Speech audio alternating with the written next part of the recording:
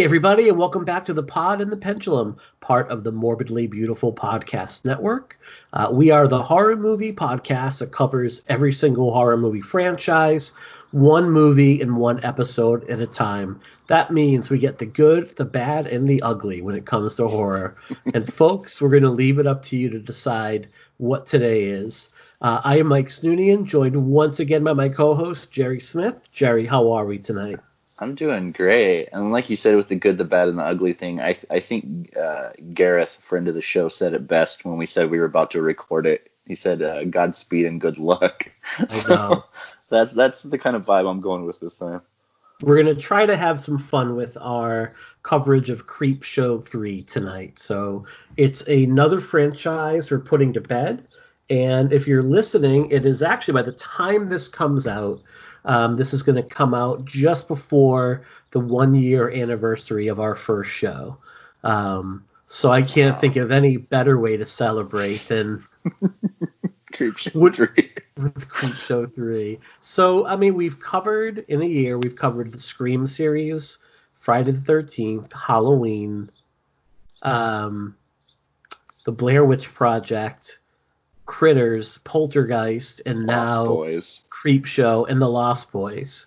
And I think overall, like, it's been a really positive experience revisiting these movies. And in my case, with things like Critters and even things like Poltergeist 3, seeing them for the first time, I would say that, like, this, as much as we bagged on the Lost Boys, the Thirst, I believe it was, the second one, this is probably the low point in terms of, like, anything we've covered so far. Oh, I agree with you 100%. And man, that's why I think I can't stop laughing. It's just like, this is the show that we celebrate a year anniversary of doing our podcast.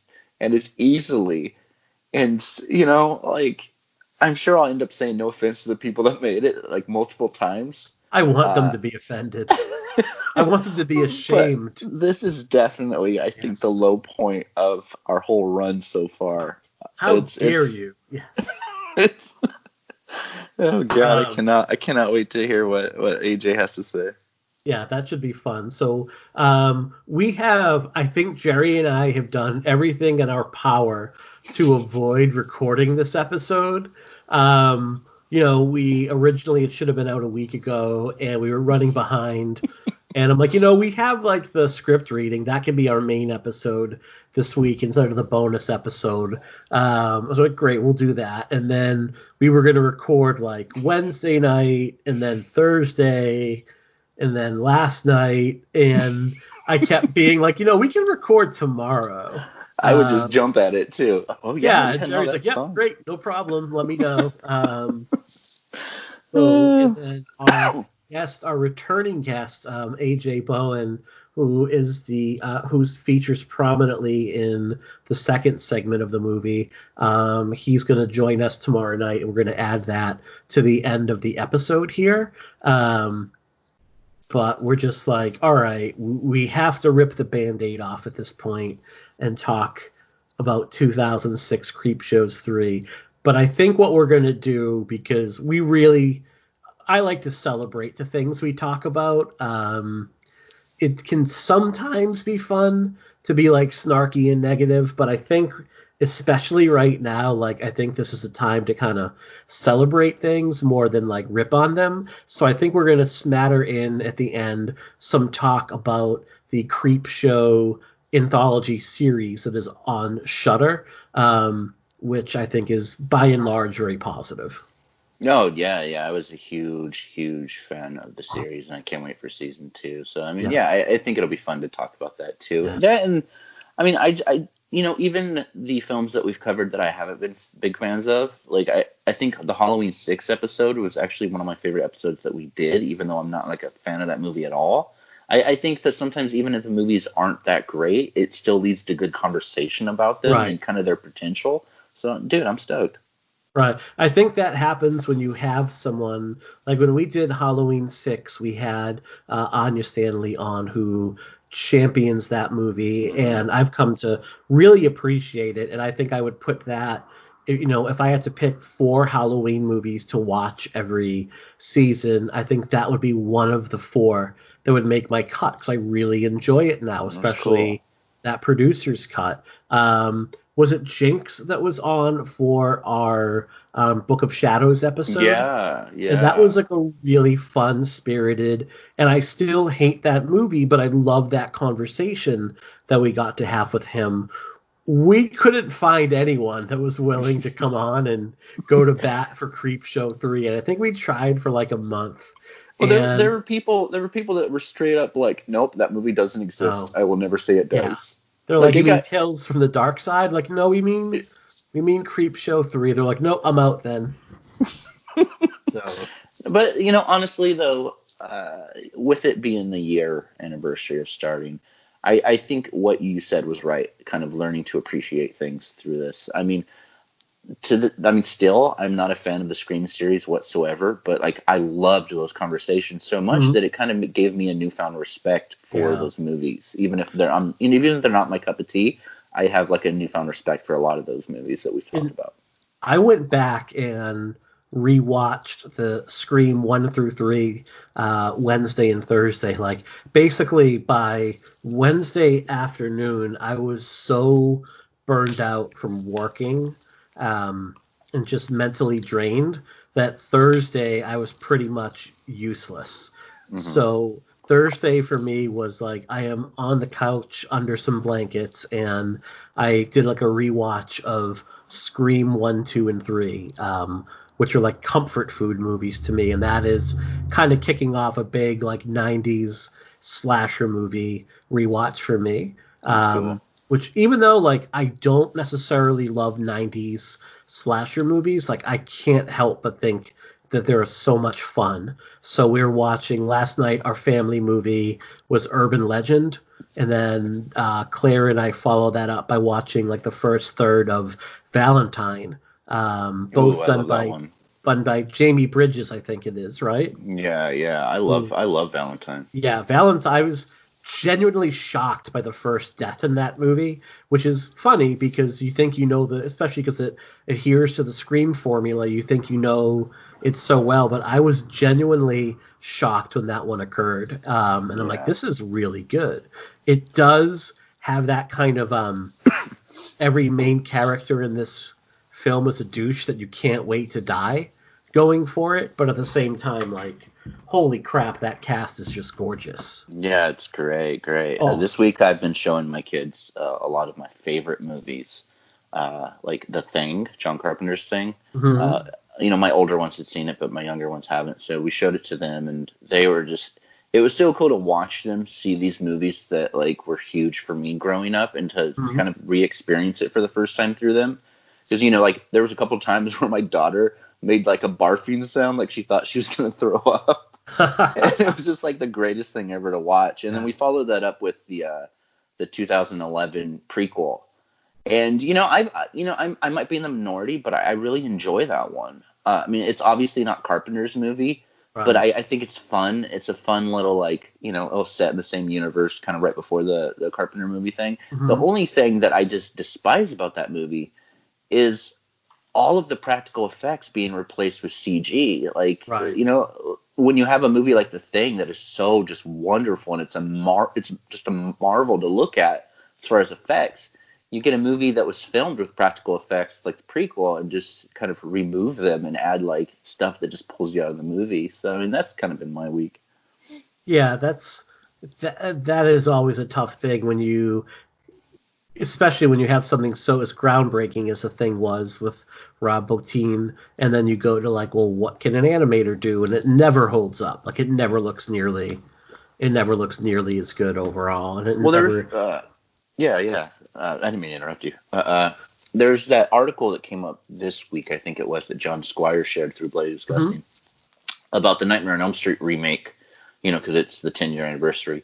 Mhm. And one of the, I think, special effects artists or someone, I don't remember the article, in detail, but one of them were saying that the actual makeup for Freddy in the remake was actually a lot cooler when they were like actually applying it on him on set that a lot of it where it went wrong was the animators came in after the fact and kind of took over and like added a bunch of CG stuff to the look.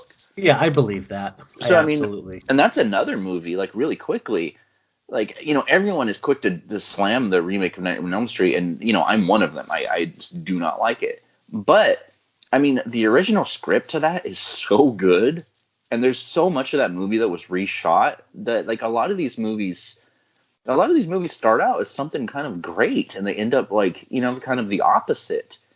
And like we're so quick to like blame, I think, the wrong people. Right.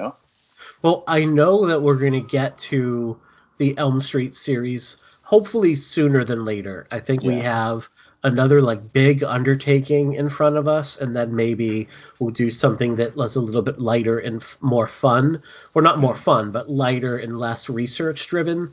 But I do want to get to like Elm Street sooner than later, because that is my Halloween series overall. Like, I grew up a huge Fred head, and I really can't wait to cover those. I actually, before doing like my 90s rewatch, I've done like Elm Street 1 through 5 so far in the past week, and I just absolutely, I love those movies. And looking back at the remake, I think there's two major problems with it, and it's one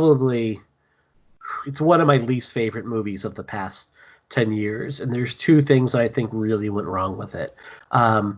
Number one, there were too many moments that were spent trying to recreate moments from Wes Craven's movie rather than forge its own path. Like, we have to have Freddy pop through the wall. We have to recreate the bathtub scene. And the problem you have with that is all you're doing is drawing attention to what came before it and what was really done better.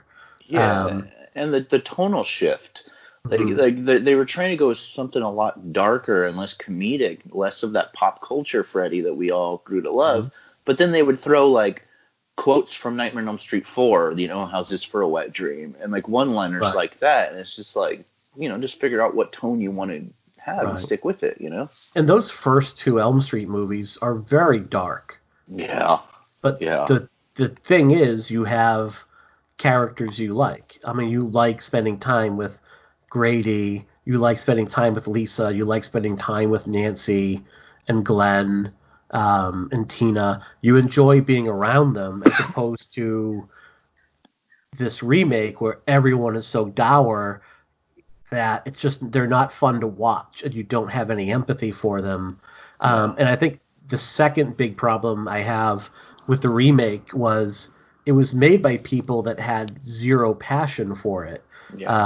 You literally had a director in Sam Baer who had multiple times told them, no, I don't want to make this movie.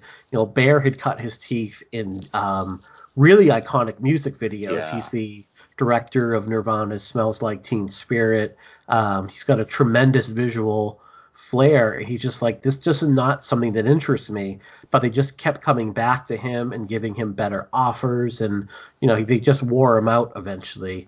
But it just, his heart wasn't in it. And then you have is it Rooney Mara, who is your Nancy, Rooney Mara, who has never had anything good to say about her time making it, and said, like, when I auditioned for the role, I knew I didn't want it, and as soon as I walked out of my audition, I'm like, crap, they're going to give it to me. And it's like, well, no one's forcing you to take this movie.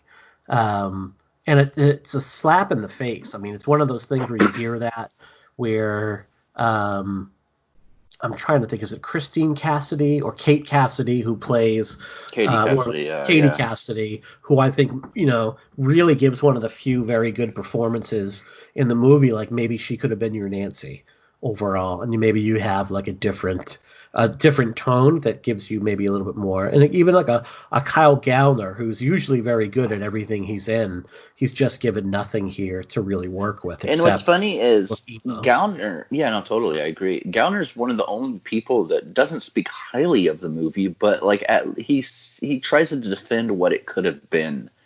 Like, he's such a positive person on like social media that like I love just reading his stuff. But like, you could tell that it was a different approach than what Rooney Mara had. Like you said, that story of her saying that, she really didn't want it from the beginning. You could tell Kyle Gallner, like, what he signed up for, he was stoked to do. and that's just not what ended up happening. So yeah, so I know we're not here to talk about that movie tonight. I know we're gonna get so to hard. it. Yeah, we're gonna get to it eventually, but we're gonna go from one train wreck to another now. And 2006 Creepshow 3, co-directed by Anna Clavell and James Glenn Duddleson. And what really bums me out, we've only had 2 movies now directed by women, and they've been Critters 3 and Creepshow 3. So not exactly getting the strongest cut from. Do you know what I mean? Like, we're not exactly. No, totally. Like, we always strive to be as inclusive as possible, and like, I would love to talk about these great franchise movies that are helmed by women, female directors, or directors of LGBTQ and anyone else. It's just, when we look at all these classic franchises, or just franchises in general, what sucks is like so few of them like are directed by women, and it's kind of unfortunate. This one, like, fuck, man. I'm trying to be positive, but like, yeah, go ahead. No, I didn't mean to interrupt you first, my friend. No. I was just saying that, like, yeah, I mean, it kind of sucks. This is the only second movie we've talked about that was directed by a female director, but like, this one's rough. I think rough, though. It really is, and I think right from the beginning that you're in for a different movie, because like there isn't a single trace of what made the first 2 Creepshow movies work. There's no trace of Romero and King. There's even the format's different. It's not like an anthology that feels like, EC Comics, that stuff is gone in this movie, like 100%. And it's not like a group of stories that all feel like come up in stories from EC Comics. This one feels like it's the horror, like a horror fan's like, you know what, I'm going to make the horror Pulp Fiction. And it just does not work for that reason and many others. No, you're right. Like, the whole comic book vibe has stripped away from this movie completely. I tried to do a little research on the background of this movie, and I could find very little. So we were talking off air a little bit. What were you able to find out? Like, how did this movie come to be? Well, the company that funded it, Taurus Entertainment, like, they're widely known. I guess not widely known, but like in the horror circles, known as the company that kind of takes pre-existing things and makes like really shitty sequels that have nothing to do with the previous film, but like the name, like Day of the Dead 2 Contagion, or what was another that they did? Oh, Night of the Living Dead 3D. Like, it's easy to make another Night of the Living Dead movie when no one really owns it, but I mean, this company's kind of like Asylum before Asylum. You know what I mean? Like take whatever fans love and just kind of like cash in on the name. I mean, I don't know if this is accurate, but I was reading that Creepshow 3 had a $3.5 million budget. And like, I know from speaking to AJ, and just like regular conversations throughout the years, like, I think this movie was filmed on like a back lot somewhere, like maybe Warner Brothers or something like that. Mm-hmm. But it's weird because it just does not feel like that. It feels like very poorly thrown together, and the stories, it feels like it's almost like a prototype, and I don't mean that in a good way, of what we would see with greater success in Trick or Treat. It doesn't feel like Creepshow. It feels like another Trick or Treat movie where it's just like a whole bunch of stories that are somehow connected by a homeless person who ends up maybe being, like the creep. I think the hot dog vendor was the creep. See, that's what I'm saying. Like, it's hard. Do you know what I mean? Like, I don't understand this movie at all. Like, I know what they're trying to do, but it just, there's so many movies that have like just a name tacked on, but this one is, I think, the most alien from what it started out as. It baffles me. Right, it does. And you said this had a $3.5 million budget, and it feels like $3.2 million went right back into the producer's pockets. Yeah. It feels so I think that's one of the things about it is it feels cheap. Now, there are within the stories themselves, like there are 5 segments. Within the stories themselves, there are actually some kernels of good ideas. So that's one thing I'll say is there's a couple things that I enjoyed in terms of like, okay, done well, this could have been like a really fun story. And there are a couple performances that I won't call them good, but I will say that it made it a little bit easier to get through those segments. And we'll talk. So I think we'll do what we did with Creepshow and Creepshow 2, and we'll go segment by segment through them and just kind of give our brief thoughts on them. Like, this is not going to be the most in-depth show that we produce here in terms of dissecting the movie, but we're going to try to have some fun with it. So the first segment of Creepshow 3 starts off with Alice, which is about a teen girl who doesn't like her family and wishes she was part of another family. And somehow every time her dad presses a button on his brand new universal remote control, she gets zapped into a different reality that looks just like her own. But at first, like, she is zapped into like a different family who happens to be African American and not white, and that's the joke basically. That's literally the whole joke. Then a Latino family, that's the joke again. And eventually she becomes super mutated and warped, and then she's eventually turned into a rabbit and made the pet of like her next door neighbor who happens to be some sort of like mad professor. And it's all connected. But like, I think this one I think is one of the ones that it just rubs me the wrong way right from the beginning, like so hard. It's like, if I remember correctly, because I watched it this last week and I've already been trying to like pour bleach on my brain. But if I remember correctly, didn't like the dad or someone push like the subtitles button and it turned her into like Hispanic? Possibly. Or like the colored button and it turns them into like African Americans. Yeah, like it's so rough. Yeah. And I'm sorry, listeners. I mean, without going into detail, like I was accused earlier this week of just being too hard on misogynistic stuff and how we should reevaluate things. So I'll tone that down. But this one is like a perfect example of that. Like you said, that's the joke. That's the whole thing. Is like, oh, you're not happy with this? Here, let's do subtitles and turn you into a Latino family. Right. It's weird.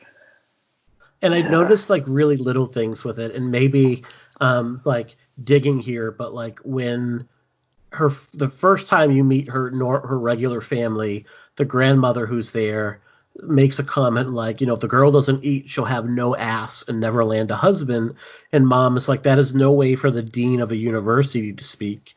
But as soon as she is like placed in an African American family and a Latino family, those characters are no longer deans of universities. Like, that line is dropped because the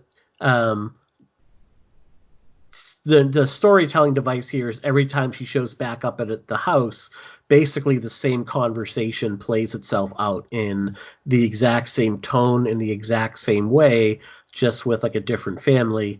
And the difference here being like grandma, once she's no longer like a white lady, is no longer the dean of a university. And, I mean, do I think that's like an intentional racist thing? No, but it sticks out. It definitely, like, I'm like, that's not a good look.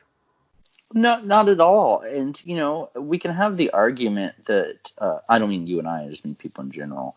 We can have the argument that, like, oh, this was a different time and those things weren't as, like PC. But, like, I don't think it's being PC at all. It's also 2006. It's not that different. Yeah, at the time. Like I don't. This, like, I think maybe we throw that around a little too often. Like, PC. Like, I think just being a good person isn't being politically correct. Right. It's just being a good person. You know what I mean? And like, I'm not saying that the filmmakers behind Creepshow 3 was intentionally trying to like be racist or No, anything. not at all. Not at all. No, But a thing not at like that all. just does stand out a little bit. No, It's totally.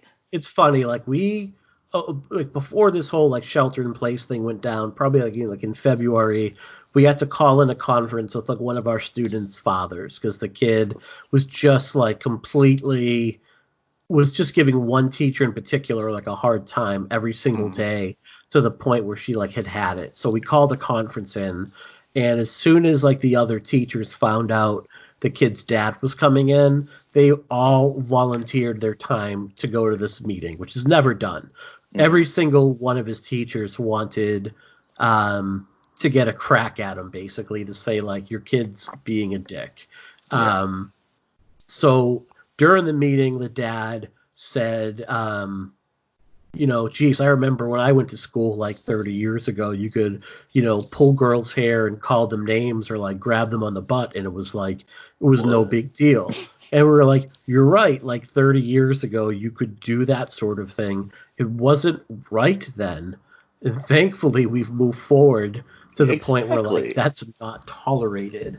Like just because that sort of thing did happen, it doesn't mean that it's okay to do it. That it was okay then or now. So that's why I couldn't help but think of that as we were talking here. No, totally. But yeah, I mean, after that, I mean, like you said, she ends up being a rabbit, and it kind of has these like weird parallels with Alice in Wonderland with her name Alice and like the thing. And then eventually we I think, I mean, maybe jumping ahead, or maybe I shouldn't go into details so much, but like it ties together later on. And that's the thing with this movie.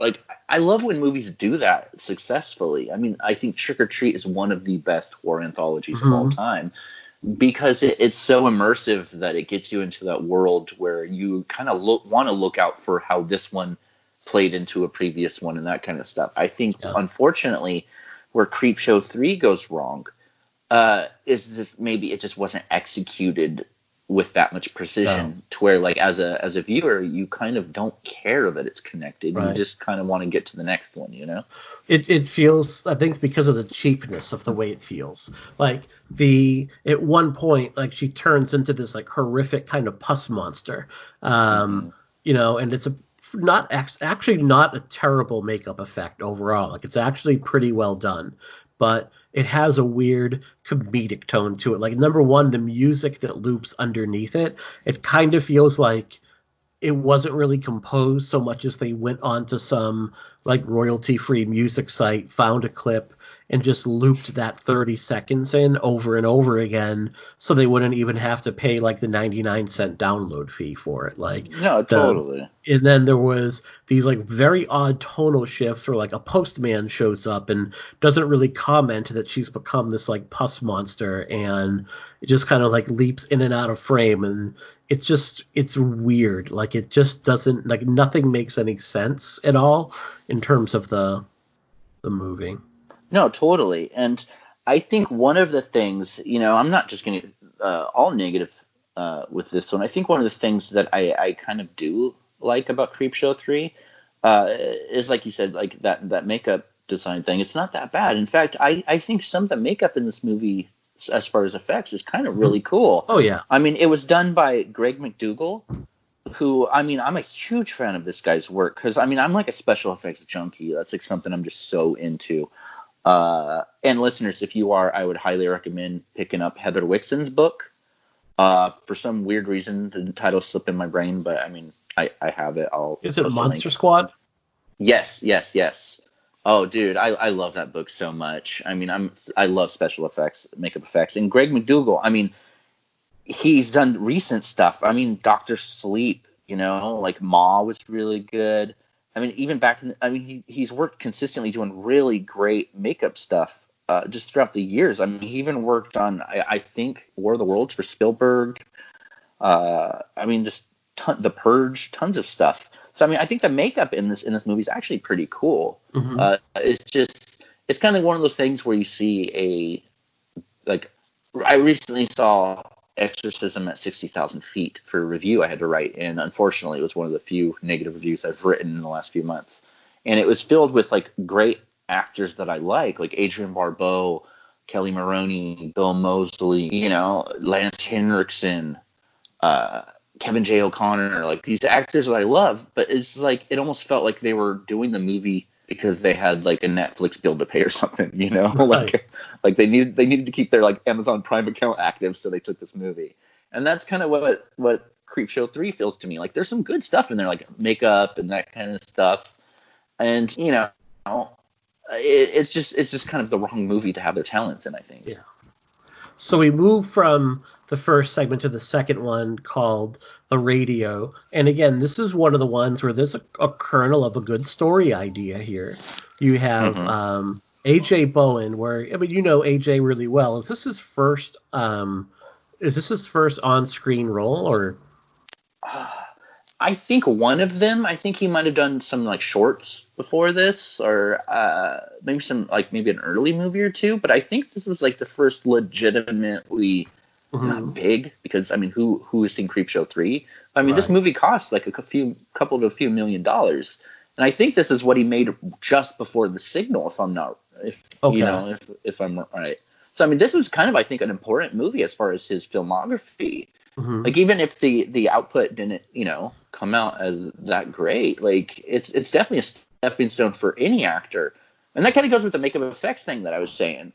Like for anyone, like for someone like AJ, who was an up and coming actor at the time, like why not jump and do this kind of movie? Like I would have done it.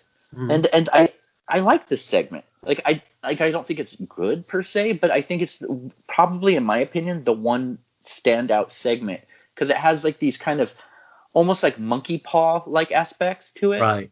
Which I mean, I love the monkey paw like story of that. And there's even like a movie from I think the 90s. I think it was like 93, called $20. Have you ever seen that one? I have not. Dude, I would highly recommend it. It's not a horror film, but it's kind of like almost like an anthology where the whole thing revolves around this $20 bill, and it goes from person to person. And you kind of see how it's affecting each person. Like there's, I think, Brendan Fraser, Elizabeth Shue, Steve Buscemi, Christopher Lloyd, William H. Macy. So many people were in $20. And that's what this segment reminds me of, this kind of like thing, this idea of finding something and it taking you over and leading you a specific way. And then it'll, the next person that gets it kind of does that. So, I mean, this is the one I kind of like. Yeah, and this one it's like A.J. Bowen plays like a down on his luck security guard. He lives in a brothel, for lack of a better term. I mean, like he basically lives in an apartment where like all of his neighbors are either pimps, drug runners, or prostitutes.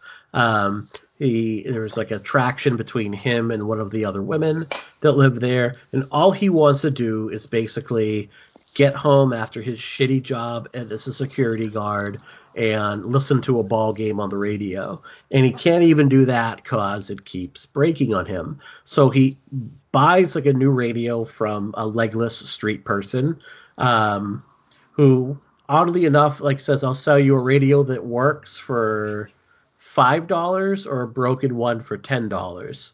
And you're like, why would I want a broken radio for twice the money? But this radio doesn't work, but what it does have is a kind of like, I guess, like spirit guide who it starts advising AJ, first advising him in buying real estate and diversifying his portfolio. But, AJ making minimum wage as a security guard doesn't have any, cash to invest in diversifying a portfolio. So she then advises him on how to steal $300 from a drug dealer, and then take care of anyone that might witness him doing that sort of thing. So AJ goes from a mild-mannered security guard to a thief and then dual murderer who... You get the detective from the previous segment, who's the dad in the previous segment. He returns as a detective in this one, and he's just it's just awful watching this segment. And eventually AJ makes off with the radio, the $300,000, and the prostitute that he has a crush on. he's warned again by the voice on the radio, don't do this. She's going to kill you first chance that she gets, which is what happens. And then in a surprise twist, she's murdered by one of the drug dealing pimps who apparently was, I don't get it, like he was setting them up all along or something. I don't know, but it's about as bad as it sounds. It's one of the highlights in terms of the. It's about as bad as it sounds, but it's it better is. than But what's some of the others? No, exactly. That's what I was saying. Like, it's not good by any means. But I think its absurdity is like one of the only ones in this movie that I could just kind of giggle at. Yeah. You know, and like it seems like as an actor, AJ has like a good amount of roles where he's just being led to do things by like objects. Like there's the Tom Holland's Twisted Tales that came out a few years ago. Mm-hmm. In one of those shorts in that anthology, AJ played this guy who I believe had just murdered his wife or something like that.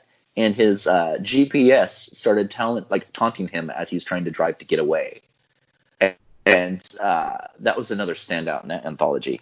But I think it's just funny. Like, who in the, we have to suspend disbelief. But like, I've always gotten a kick out of movies where like people to listen to things that are obviously, like, I'm not going to take real estate advice from a walkie-talkie. Right. It's just fun. It's fun to watch. And like, yeah, like, the prostitute kills him, and then her pimp basically has another radio that we end up finding out was the professor who turned Alice into a rabbit, but the pimp that kills her is secretly like a vampire. Yeah. It's just, yeah. Oh my lord. That leaves it almost just, makes you wish. Yeah. It almost makes you wish we were talking about the Nightmare on Elm Street remake right now. Uh-huh. Yeah, and there are very few things that like I would rather talk about, more, less than the Nightmare on Elm Street remake.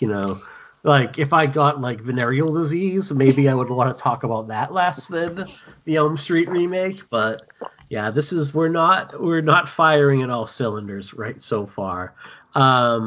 This leads to the next segment, which I believe is called Call Girl. And it is about a serial killing call girl who is introduced briefly. And this is, again, like what we discussed, like the way this movie operates. It has characters from other segments kind of flit in and out of each segment. So this call girl, Rachel, is seen briefly in the previous segment, and she ends up being this serial killing call girl. Like she goes to her appointment, stabs a dude, makes off with his money, and then leaves. Now, how she hasn't been caught, because, like as she's driving along, you can hear the news talking about like this, like there's a new serial killer who we believe is a prostitute who is killing all her like customers. She's leaving them their business card. They're calling on their cell phone. She has a website up that you could easily go into each victim's web search. So again, like this harkens back to the previous segment where one of the characters is a really shitty detective. It's like she's basically, it's not even like she's leaving a trail for the police so much as she's like telling them to get in and ride shotgun with her. So yeah, it's a doozy. Yeah, she winds up going to visit a customer, like a young, like 20-something college dude in the same neighborhood from the first segment, right across the street from the professor's house. And you can tell something is off right away with this guy. It's obviously, like, oh, my parents aren't home. He doesn't want her going into certain parts of the house. So she leads him upstairs, and the camera pans around, and you see like 3 victims, which are the actual owners of the house, chained up and dead in another room. But little does he know that he's dealing with a serial killing prostitute. So she ties him up. They start to kind of fool around a bit, and she buries a knife in his chest. And you think that's going to be the end of the segment. Well, we can't be so lucky. So after she showers and cleans herself off, you hear this voice like, why did you kill me? He's some sort of vampire of some sort or alien. And it's a pretty cool makeup effect, I would say, right? The whole I like it. It kind of reminds me of like Jerry Dandridge in Fright Night, like when he gets hit with the holy water. Oh, totally. Like the really bug-eyed, or was it Amanda Beasley? When like she has like, her head is like made gigantic, she has rows and rows of teeth. Like it's actually not a bad effect, but he kills her, and that is the segment. Yeah. What do we have to say about this one? I think that, oh God, if there's one segment in the whole movie where it's just like, man, you guys had some strong drugs while making it. Mm-hmm. Like it would, I feel like every anthology has one segment where it's just like, wow, these people were having a lot of fun behind the scenes. And I'm not saying that's legitimately like the case, but like this is the most batshit segment in the whole movie, I think. I mean, other than like a haunted hot dog or something. I don't know. I think the next one takes it, but really? Tell me why you think this is the batshit one. Well, it's just the idea of it, like almost like even listening to you give the synopsis right now, like it just made me like laugh because it's so absurd and funny. Like it's a call girl who's also murdering people, and she thinks that like she sees these bodies, she ties up this dude, kills him, and ends up being a vampire, and he also drains her blood, and there's like it's so weird to me. Like this whole movie is.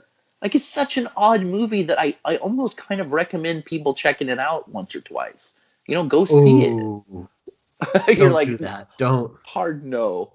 Hard no. If you have a choice between injecting disinfectant into your veins to stop the COVID or watching Creepshow 3, flip a coin is what I'm saying right now. Flip Lord. A coin. Oh, Lord. Yeah. This was a rough one to get through.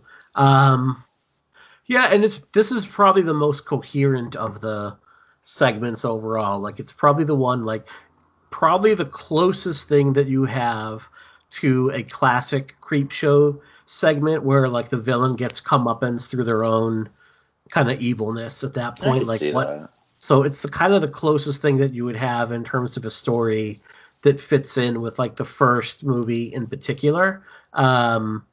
The performance, I think because it's a little bit smaller in terms of the scope overall, and it tends to run a little bit quicker. It's probably, and to be quite honest, like your lead is fairly easy on the eye in a adult film star kind of way. It's probably the easiest one to kind of get through and power through when you're watching this one.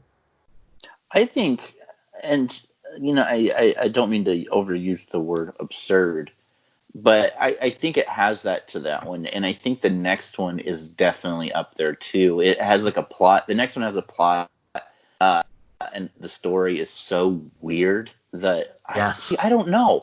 I'm not trying to give our listeners like any false hopes and saying it's good, because it's not. In fact, it's quite the opposite. But man, they really like just took a swing for the fences with this movie.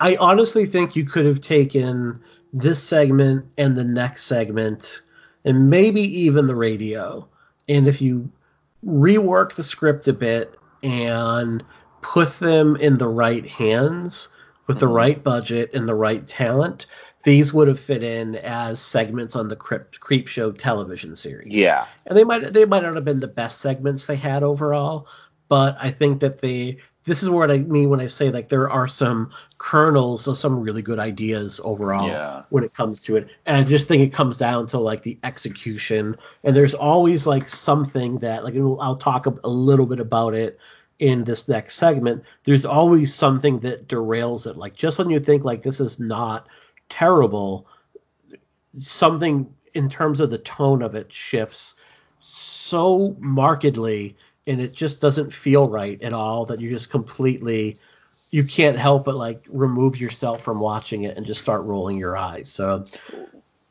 well, yeah, I mean, it reminds me a lot of VHS Viral, whereas the first two VHS movies, I think as kind of somewhat problematic as the first one was, the consistent thing about the first two VHS movies is they could be very different from each other, but they kind of felt like they fit into the same movie still, like they still did, you know? Mm-hmm. Like VHS 2, I never feel pulled out of it, even though I'm seeing like a death cult followed up by like a kind of teenage Amblin like teenager, you know, sleepover segment. It kind of felt like the same one, whereas VHS Viral, it just kind of felt like different short films thrown together. Mm-hmm. Like you'd have like Benson and Moorhead's segment in VHS Viral, which was, I mean, fucking cool. I mean, you know, who doesn't want to see some skateboard punks fight like, you know, resurrected skeletons? Like, that's cool. Yeah. But this movie reminds me of that in the sense that none of these feel like they would be in the same movie at all, let alone like one that's supposed to be interconnected with each other. Yeah, even though like three of the segments kind of take place in the same neighborhood, and you have characters that kind of flit in and out of them. Overall, like it doesn't work. Like they just don't seem connected at all. So they don't seem to exist in the same universe where, you know, watching Creepshow, all of those films seem to take place in the same universe. And then the Creepshow television series, like we talk a little bit about that shortly, they're going to be like two shorts in particular that seem to take place like right in the same universe, and it seems like a really clever use of that device overall. But here in it's called The Professor's Wife, like I actually like the performance mostly by the dude who plays the professor. And I'm trying to look him up. Unfortunately, right now, I'm just like scanning through IMDb, and I had it up, and then I lost it over here. Professor Dayton, played by Emmett McGuire. He's this kind of daft, head in the sky, mad scientist professor that's like a genius, but a complete buffoon at the same time. In this segment, he's visited by two of his old students that are really excited to come visit him. He's apparently on the cusp of this amazing discovery, and he's also about to get married. And they can't believe he's going to get married, because who's going to marry this giant weirdo? And not only is this like 60-something bald weird professor about to get married, he's going to marry like a stunningly beautiful woman who does not seem to kind of like understand what's going on, for lack of a better term. Like she keeps bringing in hors d'oeuvres, and like that's the running gag through this segment. Like here's some pierogi, here's like some pigs in a blanket. Like every 10 seconds she's feeding these boys like some new hors d'oeuvre, and she's like very attractive overall. For whatever reason, the professor leaves to go run an errand, I think to pick up the wedding cake. And the students make the assumption that, oh, she's like a fembot, basically, for lack of a better term. So he's like, of course. So they decide they're going to find the off switch on her. So they do that by hitting her in the back of the head with a shovel and then dismembering her. And they're like cutting this woman apart, and you know, like, oh my God, look how realistic this is. Like, look at all the veins and look the muscle culture, and like the organs look real, but there's no there's no off switch. What's going on here? And then they come across like her scrapbook, and you come to find out like the reason she can't remember anything before meeting the professor is she's an amnesiac with long-term memory disorder, and she's also was like, I don't know if it was like a mail order bride might be the wrong term, but that's what I got out of it. I think she was like a student that was coming over to a transfer student coming over to study, but essentially they murder a real human being. What crap were they smoking? Like, I know. Like, first of all, what class does this professor teach? Because if those are his students, like these they're are idiots. His top students. These are his top students. These are his like, yeah. They go to his house. They think his wife's weird, so they automatically assume that she's a robot. So they dismember her and murder her. Like, who the fuck are these students? Yes. Yeah, it's grotesque. But what makes it weird, like it has this weird, funny tone to it overall. But at one point, when the professor comes back, he can't find the students or his fiance because when they realize what they've done, they're desperately trying to like clean and cover their tracks. And he's just like screaming their names out in this really comical way over and over again. And there's these weird cuts, and it's like such a bad creative choice. You're like, you just can't. Oh my God, please end. Yeah. Please. Oh, end. right. I was looking up that actor, Emmett McGuire, that plays Professor Dayton. And before Creepshow 3, the only thing listed that he had ever been in is a movie from 1977 called The Worm Eaters. So I'm wondering, after decades of no acting, what inspired him to want to take on Creepshow 3 as his comeback project, which he has not been in anything since, it says. Really? Am I looking at the wrong? Yeah. Oh, I'm looking at actor. I've seen him in like a few things that no one's ever heard of. Okay, so yeah, it's probably his IMDb just wasn't updated. But it's it makes me feel better now. All right, good job. But he was like he brings this weird kind of charm to the role overall. He's one of the few positives I would say of the, and I'm not saying he's good, but I love how that's like been our go-to thing so far. Anytime we give a compliment to this movie, and we're not saying it's good. We're like grading on a scale here, friends. We are grading on, in terms of like where the bell curve lies. It's more on the positive ledger, and that brings us to our final segment. Thankfully, the haunted dog. I think, and that it's not about right? It's not about a dog. It's about a jerk doctor that basically gives a homeless man a hot dog that he drops on the ground. The homeless man chokes to death on the gravel dog and then haunts this asshole doctor until the asshole doctor is scared to death. Yeah, that's it. But during that segment, we take this weird left turn where he goes to some sort of he goes into the brothel from the radio segment, goes into an apartment with the vampire dude from the call girl segment, and there's this giant party there with like all the beautiful people and designer drugs and whatnot. And then when he leaves there, it stays there for a moment, and it's the serial killer vampire dude from the other segment who then has all these other vampires with him, and they feast on the unknowing people from the party. And it's this weird little detour for no reason whatsoever. It doesn't fit the rest of the segment. There's zero reason to include it. The movie is over 90 minutes long, so it's not like you needed to pad it with this extra 5 minutes in order to get like a feature-length runtime. It's just like, yeah, fuck it. We need to have like a vampire serial killer drug party. So we'll do that right now. That, and like, if I'm not like mistaken, is it the party where like you find out that the professor, like, didn't he give the people the kind of possessed walkie-talkies too? Yeah, he's kind of involved with a legless dude. He's creating all of these like cursed objects, and then, in order to get them into the hands of the people, he's relying on a legless homeless dude to like hustle the wares for him. Jeez, for some reason, because that's all you got to do. Yeah, so that's how you got to do that. Basically, you need that if you want to haunt people on the side. And there was something else weird with this segment. Oh, it's just like the doctor, like the comedy comes from like you see him with the patients, and like someone comes in because she has like a rash, so he hands her like a weight loss brochure. One girl has like, I hurt my wrist. She's like, well, I need you to take off all your clothes, and she's like, I'm just gonna leave. Just just like he's a real kind of dick. And he eventually gets scared to death by the ghost.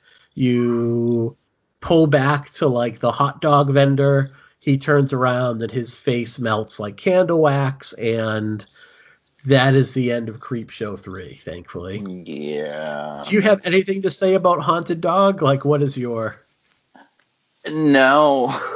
Like, I'm so bad at this episode. I'm sorry, listeners.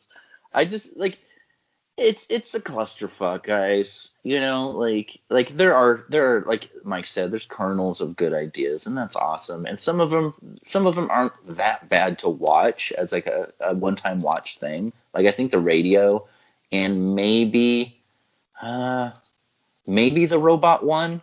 You know, like it's so weird that like those two I think are watchable. Yeah. But as a whole, it's just a big misstep, and I think a lot of that falls on Taurus Entertainment because they own they own the copyright on the title Creepshow.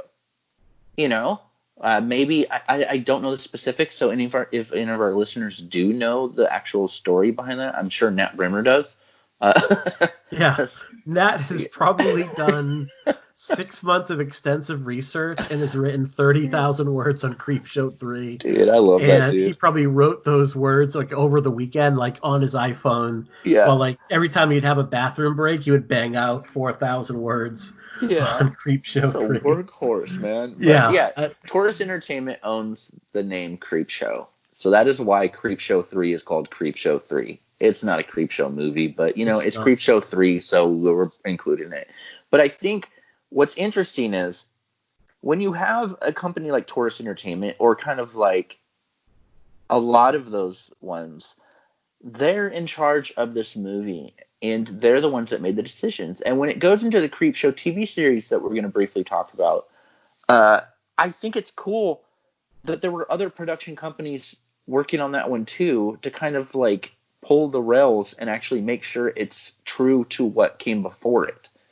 Taurus was one of the producers on the TV series, I'm sure because they own the title Creepshow only. But I think Creepshow, the TV series, is a good return to form. Mm-hmm. There are some really like just genuinely fun, entertaining segments that I've just really enjoyed. And in ways that Creepshow 3 just never... Yeah. Like, I just can't enjoy that movie. So, in 2019, Shudder Entertainment partnered with Greg Nicotero from K&B to revive Creepshow, not as a movie, but as a 6-episode anthology horror series, each show having 2 segments. And, I know we know Greg Nicotero from his work on... in special effects, working with Romero, obviously The Walking Dead. K&B has done so much in terms of like pioneering special effects overall. Even movies like, I know you hate Jason Goes to Hell, and you hate Worm Jason, but the effects in that movie are so fucking good. Oh, they're in good, that movie overall. And I think that, I don't want to say underrated because that's not the case, but I think Nicotero is maybe underappreciated because I think when we talk about special effects masters in horror, we gravitate towards Tom Savini for obvious reasons. But it seems like he sucks up all of the love. Does that make sense what I'm saying? Totally, man. And not that he's not that he is not deserving of it. He obviously is totally and completely deserving of it. But I think that there is room in the conversation for more love for people like Nicotero, who, let's face it, for a stretch of time, his run, I think people watch The Walking Dead for the effects at the end of the day. Especially given where some of the storylines have gone. And that has been like the number one television show for God, how many years now? Since 2006 or 7? How long has that been on at this point? I've lost track. I think I tuned out after the 2nd season. But no, you're right. Yeah. Nicotero and K&B effects, legendary. Everything from like Day of the Dead to... even non-genre stuff. They won an Oscar for Dances with Wolves. And Nicotero has grown from special effects to a director to a producer. And a lot, like you're saying, a lot of people watch Walking Dead for the effects because what are they going to do next? And I think Nicotero knows the importance of special effects, and he makes the stories that he tackles very effects driven, and he comes from a fan. Like, he Right. comes from being a fan of the genre. I still Right. think to this day one of my favorite interviews I ever did was with Nicotero pretty early on in like my writing career. And I remember he was just like, at the end of after it was over, he was just like, yeah, I mean, it's so cool to do this. Like, I read the site all the time. And I was like, what the hell?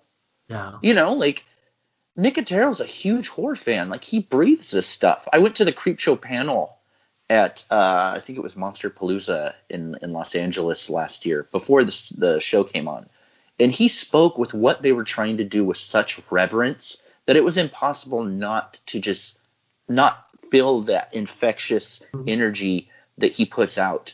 Like, if there's ever a monster kid that did good, it's Greg Nicotero, and I agree 100%. He should be kind of, I think, lauded and appreciated just as much as Savini. It's always fascinating, and it's always so enthralling to watch and listen to someone who's such a master at their work talk about their work and talk about what goes into it overall. And I think that goes doubly in an age right now where it seems like a lot of times expertise is not valued as much as it used to be overall. And you run into these situations where like, I don't need to listen to the experts. Like, I can just Google something, or I could do that if I wanted to do it. I know just as much as them. But when you hear someone that's a real expert and a real passionate person for something talk about their work and talk about their contributions in a way, it always is like, just there's so much value to be gleaned, not just in that field, but you take what made them so good in their field, and you kind of look at your own life and how do you adapt it to your own skills and your own strengths when you want to kind of improve yourself overall. And Nicotero's No, go ahead. I was like, Nicotero's story is so interesting because this is a guy who was a high schooler, basically ran into George Romero at a restaurant in Pittsburgh and said, geez, Mr. Romero, I really like your work. I'm going to, run my dad's medical supply practice one day. And I really like, your work, and I love special effects. And Romero just invited him on set to just start working with Savini and start apprenticing under him. And lo and behold, like, that shifted Nicotero's whole career trajectory at that point. Well, and even speaking on Creepshow the series, what is so evident in it, and what is great about having Nicotero as the producer, is he knows what made the original two movies work so well. We not only get that return to all these people that we love in the first Creepshow, like, that was one of the things that was so cool, is seeing all these genre people that we just love to watch in that first movie. In this one, we get people like, like Jeffrey Combs, like Adrian Barbeau, Tobin Bell for the Saw fans, David Arquette. We even get like Giancarlo Esposito from Breaking Bruce Bad Davidson, and like all this. Yeah, we Bruce get all Davidson. these people. It's Big Boy from Outkast. No. But you get that, and you get stories that are either written by or adapted from stories by like Stephen King, Joe Hill, Lansdale, Josh Mallerman that did Bird Box. His segment House of the Head is my favorite in the entire season. You get John Skip and David Shaw. Splatterpunk legends. John Harrison, who did the music for Creepshow, did a couple of them. If there's ever, whether or not you like each and individual segment, there is that feeling that this very much feels like Creepshow again to me. Mm-hmm. Yeah, and I wanted to point out a few segments in particular. All of them directed by John, or the three I'm going to point out first, directed by John Harrison. So you just mentioned the House of the Head, which is, oh God, it's so much fun. So there's House of the Head, Night of the Paw, and Time is Tough and Muskie Holler, all directed by John Harrison, who was basically the cinematographer for Creepshow, or I'm sorry, he did the score for Creepshow, correct? Yeah, I believe so. Score for Creepshow, director of Tales from the Darkside, worked with Romero for years, and really just knew what made these stories click. House of the Head is so much fun and so clever and so funny. And I've watched it with my daughter, just so I could scare the shit out of her, basically. And I love this segment. So I've done a lot of synopsizing. So do you want to give the rundown on this one, maybe for the folks that haven't watched this on Shudder? I have watched this episode so many times, and what's great about this one is, I don't know how your daughter reacted. You said it scared her. My kids, it scares the shit out of them every time, but within 15 minutes they'll be like, can we watch House of the Head again? Yeah. Like it's that kind of like that guilty pleasure, like, oh no, this is gonna scare the shit out of me, but I'm so into it. And even as an adult, like this, it does the same to me. It's so freaky, but like I just can't get enough of this one. Basically, these parents buy their daughter this kind of dollhouse, and it's filled with all the different figures that she gets from a local like figurine maker too. And she gets, she buys like an Indian, which is like a throwback to Creepshow 2, all this stuff. And out of nowhere, there's a severed head that appears in her dollhouse. And it slowly starts brutally murdering the figurines in her dollhouse until she thinks it's going to get into the real world and get her and her family. It is so inventive and imaginative that, like, I love this one so much. And like I said, it was written by Josh Mallerman, who did the very popular Bird Box film for Netflix a while back. Right.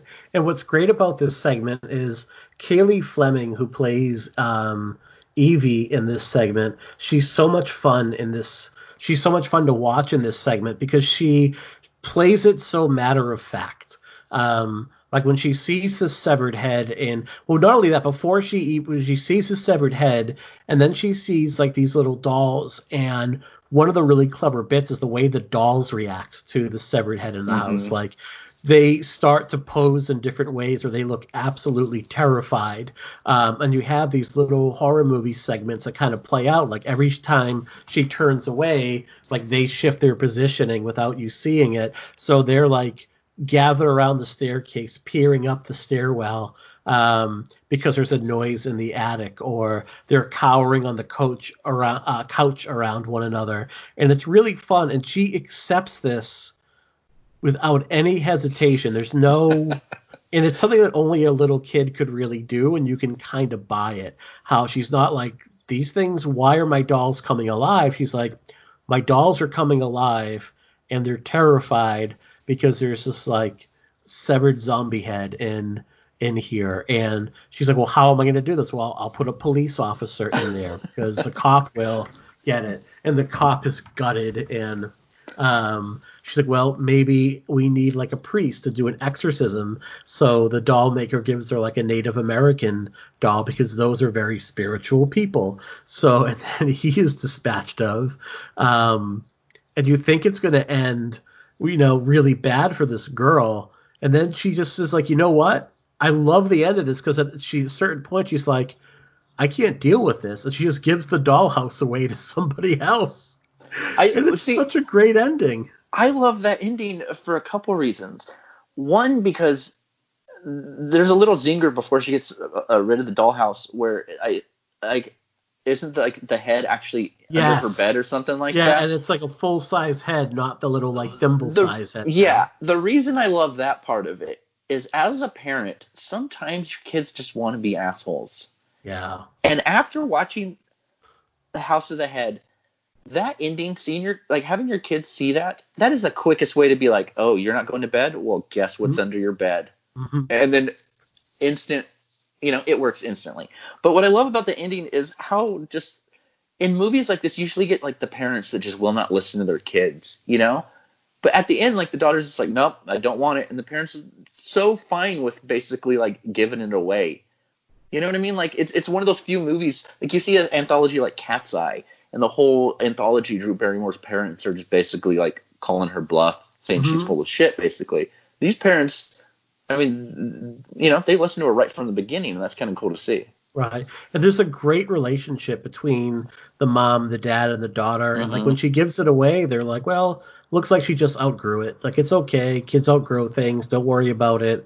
There's no pushback, They're never, she kind of keeps what's going on from them, but they're never mean to her. They're never cruel to her. It's really sweet. And I think that is something that, I started the show by saying how I'm watching a lot of 90s slasher movies, and it got me thinking how between that phase of movies and horror starting in 2002, 2003, the tonal shift in horror that went from being like in the late 90s to early 2000s, these really fun, snarky, self-referential movies, to post 9/11 when you saw the art that came out at that time.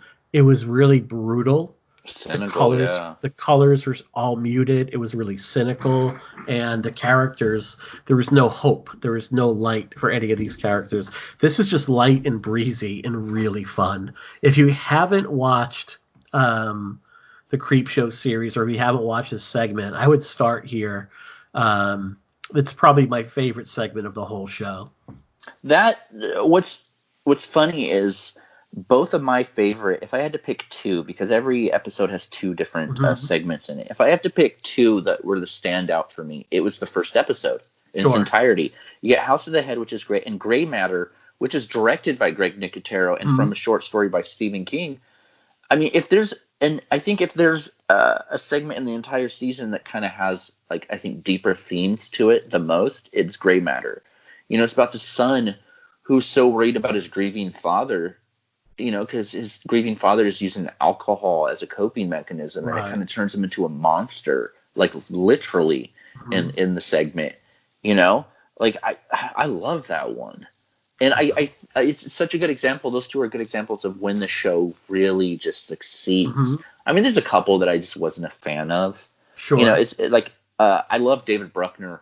I love his movies so much, from The Signal to basically anything he's done. But like his segment, which is, if I remember correctly, it was the Men in the Suitcase. Where there's a man trapped in a suitcase. Basically, if anyone causes him harm, he'll spit out gold. Right. And see, like, I really like that one. Do you? Yeah. That's cool. It's because it's silly. Because it's just like, it's silly, but it plays on that classic creep show trope of greed. Like, eventually the people get too greedy and they wind up in the suitcase. Yeah, totally. Yeah, but I can see where, like, if it is a bit silly, so I do agree with you there. What's great about that episode in particular, the one with the Men in the Suitcase, even though I'm not a fan of that one, is the other segment, All Hallows Eve, which is another one John Harrison did. That one I liked a lot too, because it pulls kind of the rug from underneath you, whereas you think you know exactly what's going on with the story, and you have these kind of like preconceived ideas of the characters, and you think you don't like them, you think they're bratty, you know what I mean? Like, you're kind of like, God, why am I following these assholes? And then there's this plot twist towards the end that it kind of just breaks your heart, and it changes how you feel about every single character in the whole thing. And I love it when movies and shows do that. I like being fooled, I like being like this big revelation. You're like, oh, wow, I was rooting for the wrong people, Yeah, there's a real sadness to it. And I think that sadness works is because the first 20 minutes of that segment, as like this group of kids, like it's about a group of kids on Halloween night that are going house to house and basically terrorizing the families just by their mere presence. But also there's this undercurrent, although it's not stated out loud, that they're responsible for the deaths of a lot of other kids in the town on Halloween night. So they're going house to house and really just scaring the bejesus out of people just by being. And it's a really creepy undertone that runs throughout it, that once, like Jerry says, you get to that twist, it becomes something much sadder and heartbreaking. No, totally. But that's what's so cool about the show. I mean, there are segments that just don't hit for me at times, but as a whole, it reminds me of that feeling that I would get as a kid, trying to beg my dad to stay up late so I could watch Tales from the Crypt. Yeah. Like, my dad would want me to go to bed so he could watch Dream On HBO. But, it's like I wanted to watch Tales from the Crypt, and not every episode from Tales from the Crypt hit me. Not every episode was just like great, But there were ones like A Carrion's Tale with Kyle MacLachlan, or the first, like, I think it's the second episode with Larry Drake as Santa Claus, like, all through the house. the ones that hit were great. Hit And hard, yeah. even the ones that didn't do like that much for you, you were still excited to watch them. And I think that that's what's so great about Creepshow the show, is that even though there's ones that I don't really like, I didn't like Skin Crawlers very much. Oh, I dug that one. Roxanne Benjamin's, I dug that one. I love Roxanne Benjamin as a director, and I think her other one, Lydia Lane's Better Half, was really cool too. Mm-hmm. But then in the same episode, you also get By the Silver Water of Lake Champlain, which is directed by Tom Savini, and it was adapted from a Joe Hill story. Like you get like these very. I love the idea that you get two stories in one episode because they're very different, but they kind of fit in that Creepshow mold. Mm-hmm. That like even if one doesn't do much for you, there's always the other one that you're kind of hopeful for. And I think even at its worst, the show is still something I enjoy tremendously. Even like, I mean, there are small nitpicks. I think you and I kind of agree that we both wish the Creep had like did more in the show. Yeah, I wish the Creep was more kind of involved in the proceedings of it, or it had a little bit more of that comic book look and feel to it. I know that the intro and outro, each story with kind of like an animated comic book, but I wish that was a little bit more of a part of it. I think the other two segments, and they're in the same episode, that I really like because they kind of tie into one another in a very loose way. But Bruce Davidson in Night of the Paw and Times is Tough in Muskie Holler, both again directed by John Harrison. Night of the Paw is basically a adaptation or update of the Monkey Paw's Tale, where this mortician and loses his wife through be careful what you wish for, and this woman shows up on his doorstep. She's running from the cops. She's gravely injured, and he's engineered things through the wishes to get her to kill him so he can be reunited with his wife. There's a beautiful moment at the end where he's like, I can't kill myself because that's a mortal sin, and if I kill myself, then I can never be with my beloved wife again. Mm-hmm. But if you kill me and I engineer it, that's okay. One, it just feels like, and it's maybe a cheesy thing to say when you're talking about Creepshow TV series, but that segment just felt very like poetic to me. Mm-hmm. Like it has this kind of like innocence to it, and I think a lot of that has to do with not only Harrison's great direction, but I mean Bruce Davison, I think it's one of the most underappreciated actors around. Right. I mean everything from like his early work to like Longtime Companion is the movie that like my mom showed me when I was a kid, that opened my eyes to like what a lot of LGBTQ people had to go through, because before that, I had no experience with that stuff because I was raised in a very like religious upbringing, and that movie with Bruce Davison, it really made me like appreciate and respect what people, other walks of life and other people that, like I was a, straight white male my whole life. Right. You know what I mean? Like I don't know firsthand what it's like to go through with a lot of stuff. And I think films like that and Bruce Davidson's great performance in that, or even like something more popcorny like X-Men, or I mean, God, like Lords of Salem is my favorite Rob Zombie movie, and he's great in that. And he is so heartbreaking in this segment. Right.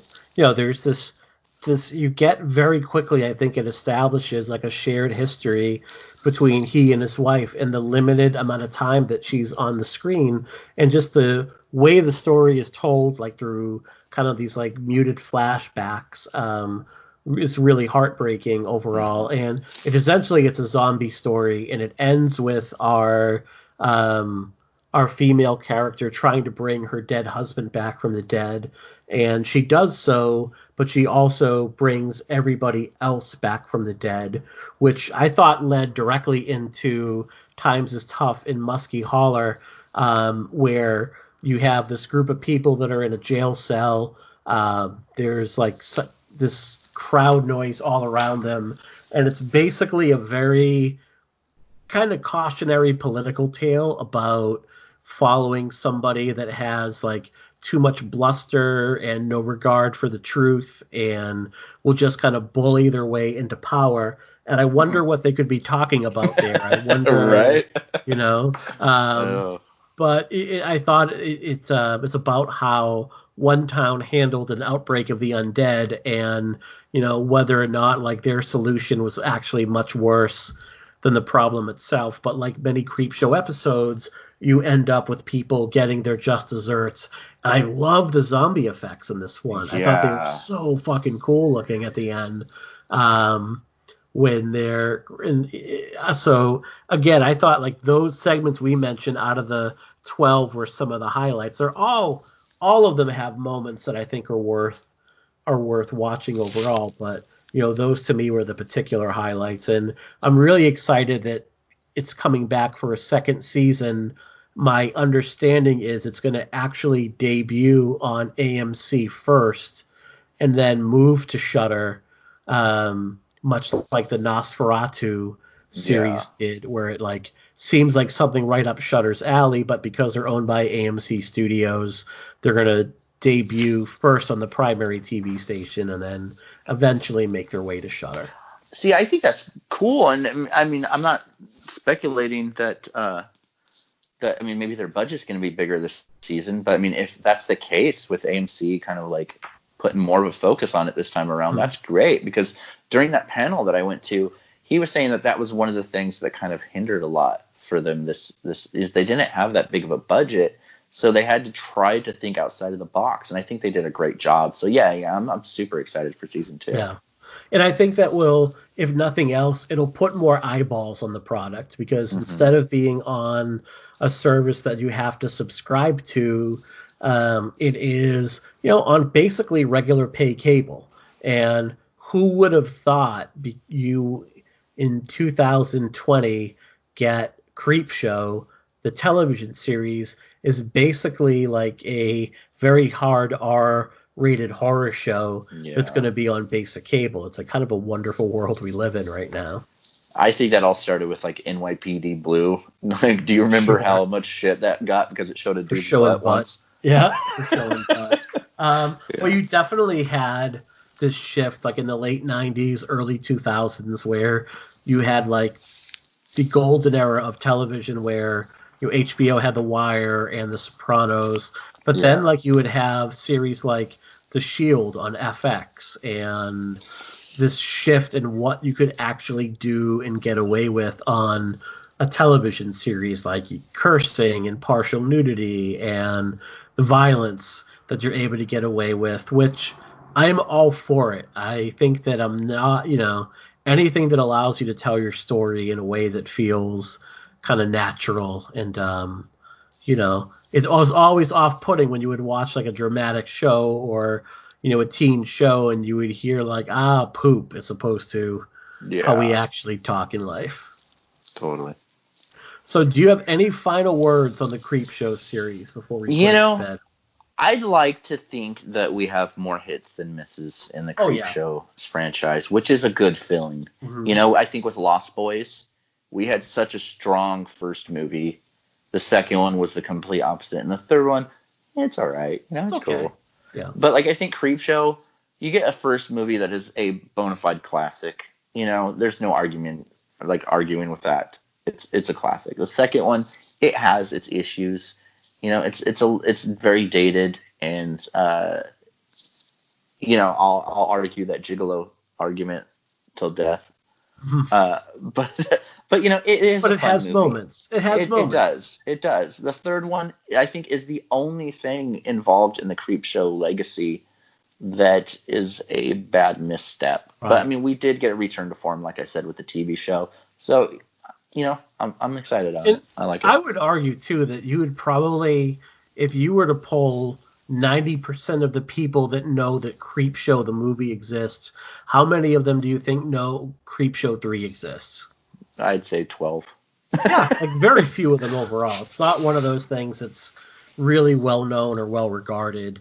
It's hard to find on streaming. I had to subscribe to this like really tiny service that I had never heard of that I think I need to remember to cancel so I'm not billed for it every month. That's what I had to do in order to kind of like get, be able to watch this movie at this point. But I would say overall, the Creepshow as a series has a lot more positive the negatives. You have that first movie, which to me is the best anthology horror movie of all time, and it was a springboard for a lot of other very cool projects in the 80s and 90s, like Tales from the Darkside, the show, and the movie, which I revisited last night for the first time since I think seeing it in high school with my cousin in the theaters.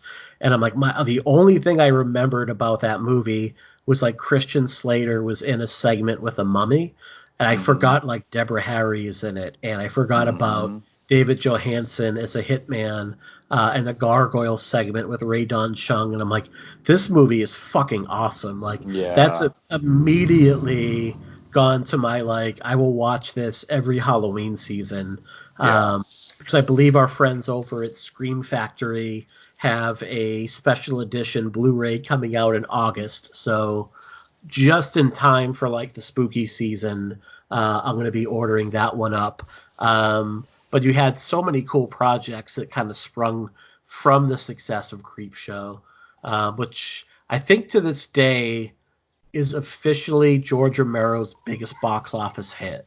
In terms of like, when I don't think you'll ever get an actual tally on how successful Night of the Living Dead is because of copyright issues and how many. It's just like Tobe Hooper and Texas Chainsaw Massacre. There's so many shenanigans with that movie, and in terms of like calculating how successful it actually is, you'll never get a real number. But I think Creepshow, if it's not his number one, it's the only movie he had that opened at number one, and it might be his most like profitable hit overall. But it's definitely up there. If it's not the most successful, it's definitely up there, and it's brilliant. I mean, to this day, it's just so much fun to watch, and it's so much fun to see the legacy of this. So why don't we talk a little bit about what we have coming up over the next few weeks here? Well, we have a side episode that we want to do kind of as a palate cleanser, and we're going to be putting a poll online to see. We were thinking a John Carpenter film, but not one of the kind of Holy Trinity John Carpenter films. Like every podcast, including ours, has done Halloween. Like everyone's talked about The Thing and that kind of stuff. So we were thinking maybe one of the, like They Live or Starman or one of those. So we'll put a few of those up and see what people would prefer to hear about. I mean, we've gotten confirmation on the other thing. Should we wait to talk about that, or what are we? We'll wait. Yeah, we might have like a nice thing for some wrestling fans coming up. And then we'll see if sometimes these things fall through, but it could be a fun little bonus segment. But our next big franchise we're going to cover, and the reason we're doing a side episode is because I need a little more time to just kind of really do some research and write some notes. And I feel like this is going to be like, you're going to want to kind of like strap in and maybe like have a porta potty next to you for some of these episodes, because we're going to be covering the Alien franchise after we do a one-off John Carpenter. Totally. And we want to, with the Alien franchise, when we do that, it is almost as important to me as Halloween is. Like, I love those movies so much. And we want to make those episodes as extensive and just enjoyable to listen to as much as possible. Whether it's through research or, like, guests. I mean, I know we want, like, Nat Brimmer to come back for at least one of those, because, I mean, God. I think Terry and Nat are coming on for our Alien 3 episode. And I need to like dig through the archives a bit and just reconfirm with some guests that said they wanted to come on when we got to Alien. How we're going to cover that is we're going to cover the core quadrology in Alien first. Then we're going to cover Prometheus and Covenant. We're going to save Alien versus Predator for when we eventually get to the Predator series. Yeah. So, I think just because I'm excited. Yeah. And I have the feeling that when we get to Alien 3, it's going to be very much like our Freddy versus Jason episode, where we're going to talk more about what went into getting that movie made and what didn't happen versus the actual movie, and that's going to be a two-parter for us. I can already feel that coming just when I'm doing Yeah. some reading and taking some basic notes. That one Because will, that one will definitely, I think, be a two-parter, and I also think that it'll maybe be one of, not controversial, because nothing we do is controversial. We're a podcast, silly. But I mean, I got a lot of in shit. year 2, we are going to shift to become a white nationalist Right. podcast, so we might stir some little bit. We're not doing that. Listen, no. With Alien 3, I think it'll be a fun one for listeners, because I mean, I recently got a good amount of flack for my feelings on it. Me personally, I prefer Alien 3 over Aliens. So Alien 3 will be a love letter as far as like from me. I love that movie with a passion. And I think I have a slight preference to that over Aliens, although we are due like an Aliens rewatch for family movie night. Yeah. So that might kind of shift a little bit. But I think Alien 3 is kind of due the Halloween 3 treatment. Yeah. As far as I'm concerned. I love it. It's really kind of due that kind of reevaluation. But, one of the things it's interesting when you're going into looking at how these movies are made, like after the stunning success of Aliens, the main producers behind Aliens were not super enthusiastic about an Alien 3. They kind of felt like, we just don't want to make another one. We're kind of done, which seems so weird because Aliens was such a runaway success that you're like, let's milk this cash cow for as much as we can. And it's especially the antithesis of like how movies are made now, where like if you're going to pick up a property to make a movie, you better have a trilogy in it. Otherwise, studios aren't interested. Well, I mean, very quickly, because I mean, I'm sure we'll get into the episode. Everywhere, like everyone and everywhere had Alien stuff when Alien 3 was made. Even before that, it seems like the movie itself is what wasn't the priority to studios. Yeah. I mean, we had the arcade shooters. We had an insane amount of wonderful Alien Dark Horse comics. Mm-hmm. I mean, you had Alien like Genocide is one of my favorite. Yeah, we have Alien versus Predator on like the Atari Jaguar system, like where you could either play as an alien, a predator, or like a marine. Yeah, things like that. It was like anything but making a movie. William Gibson script was not used for that adaptation, but Gibson's script, they've gone on to kind of make a comic book and an audio series out of it on Audible. So I think I'm due to like restart my Audible account just so I can get my hands on that. Same here. Just so I can listen to it. Because I think Michael Bain took part of it, as well as some of the other people they had in mind for it overall.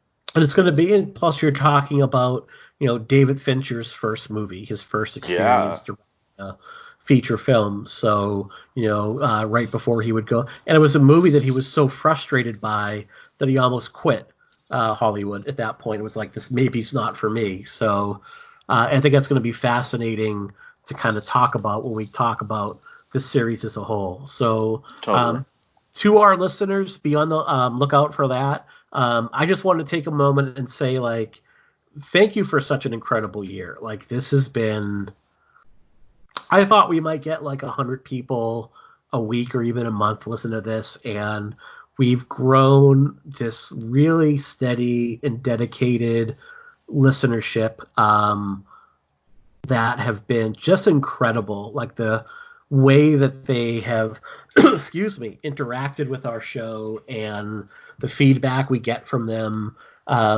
it makes us a real joy to do, especially right now when things can be particularly difficult for everybody.